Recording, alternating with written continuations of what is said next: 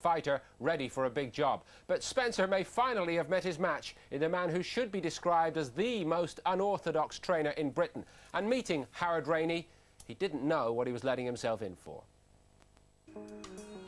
Welcome to the weird and wonderful world of Howard Rainey. Often underrated, rarely championed. Howard's method has always been, let's say, unconventional. But they work. Just ask Colin McMillan, who won a world title under Howard after training with him from the start. Why I liked Howard in the early beginning with, he's a man of ideas, he didn't stick to the tried and tested ways. He had his own views on everything, and I think, he had a number of different ideas which were quite novel, but which worked. Or ask Clinton Woods, who won the British, Commonwealth and European belts with Howard. Has he got us in? Because he was down here all day, he used to be sat thinking of what he could make. And he'd come down and he'd have an hammer in his hand and he'd be making some contraption. And he'd have you balancing on balls, he'd have you on roller skates. So I decided it was time to put some of these methods to the test. Out came the first invention, foot ropes to help your stance. As a kid, you learn to walk yourself. Everybody walks different. And usually, you'll find that's your balance. I don't know. I do a jab right hand now from there, one. There you go. Okay. You got it. Yeah, look after it, go on. How's that grab you? Yeah. Feel it? I can feel it pulling that's on right. my legs all the time to keep them. That's right. You see, so I'd normally stretch out. Yeah, that's right. Yeah. You're on with nothing there, actually. Right. Go on, you're all right. Double jab. Double jab right left up. Pull in. Ooh, good. Howard's unique methods were recently used by author David Matthews when he decided he wanted to start training to take part in a pro fight. The results can be read in his book, Looking for a Fight. The hard part was really convincing people, in the boxing world to take me on, because at the time I was like 15.5 stone. I'd never boxed before. I knew very little about boxing, so they quite rightly were sceptical about me in the beginning. So he set about finding a trainer, and he turned to Howard Rainey. And I thought, oh God, this guy, he might just be mad enough to take someone as mad as me on. So I think a combination of, insanities conspired to get the thing off the ground. There's nothing you can't do, I don't think. Given the right, if a guy has got the heart and he's got half a brain on him, you can make him into a fighter. Howard's attempts to turn me into a fighter continued with another of his wonderful inventions. So what is this? What is this beneficial for? Tell us what it is. You told me in 2 minutes for speed. Is this what you use it for? Speed? Posture. Speed and posture. For speed? Yeah. What am I doing? Just moving around as if I was boxing now? Just moving around as far as you can. Around there. Yeah.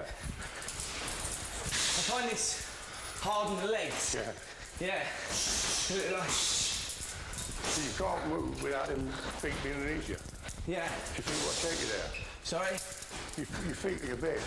Yeah. Aren't they? You know So what I mean? this is good strength when training. people say move your head, you can't actually move your head.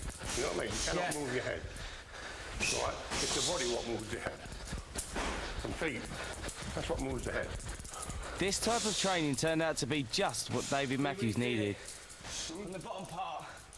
I think it took that kind of trainer and it took that kind of man to really pull off what we pulled off. I think a conventional trainer may have struggled to have dealt with the idea of taking an absolute raw recruit at 30 years of age and turning him into a pro fighter. So I think Howard's eccentricity definitely worked for me. David and Howard lived and trained together for 14 months. They developed a special relationship as David tried to adjust to life as a fighter.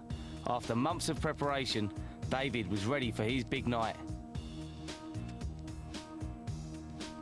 When I walked into the arena, in fact, from the morning of the fight, I was just concerned with one thing, and that was getting in that ring and fighting.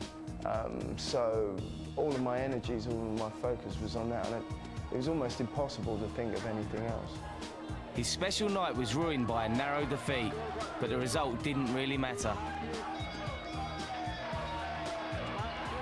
I think to myself, you know, what was going on up here, you know, what was I on? Because looking at it now, you know, if I were to read the book as a stranger, I think, you did what?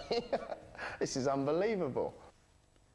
The next invention I tried was Howard's rope ladder, tied from one corner of the ring to the other. Fighters use this to improve their head movement. Right, right. To your right. There. Forward. Left. Underneath. Take your feet with you. Right, yeah. Underneath. So, what? That's it, and again.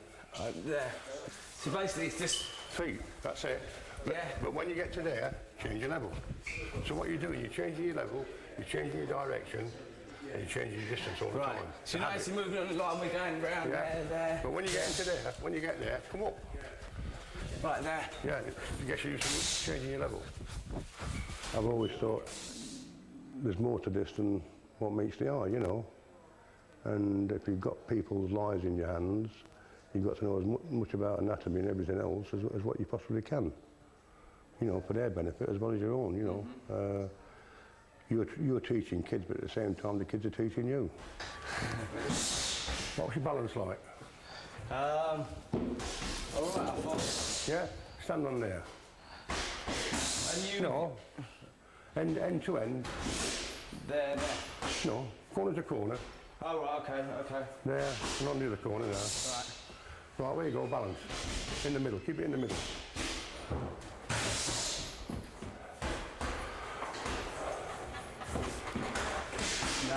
Go on. Howard's methods are certainly out of the ordinary, but you can't argue with success, as David sums up. Howard is supremely modest and uncomfortable with flattery, so in place of an embarrassing, long-winded eulogy, I will simply say this. To have worked with him and to have walked in his shadow was an honour. But having endured the best and worst of times together, to consider him a friend is a greater honour still. Thanks for everything, Captain. He threw himself in there, Spencer, but is there method in the madness? Yes, I would say there is.